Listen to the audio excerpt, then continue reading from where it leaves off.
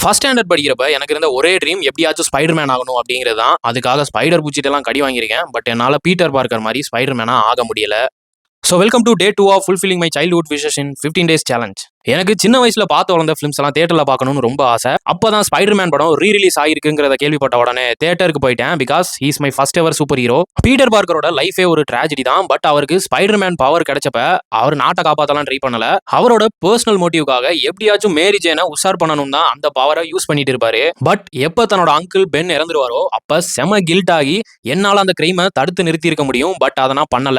So இனிமே எந்த crime என் கண்ணு முன்னாடி நடக்கவும் விட மாட்டேன் அப்படிங்கறத டிசைட் பண்ணி அந்த மூமெண்ட்ல எல்லாருக்காகவும் போராடுற சூப்பர் ஹீரோவா ஸ்பைடர் மேனா பீட்டர் பார்க்கர் மாறுறாரு. தன்னை சுத்தி நடக்கிற மோசமான எல்லா விஷயங்களுக்கும் சுச்சுவேஷனை பிளேம் பண்ணாம அவர் செல்ஃபா ரெஸ்பான்சிபிலிட்டி எடுத்து தன்னோட கான்ட்ரிபியூஷனை இந்த சொசைட்டிக்கு கொடுக்க ட்ரை பண்றாரு. சோ ஸ்பைடர் மேனோட பவர் பறக்கிறது இல்ல, taking responsibility for our own life.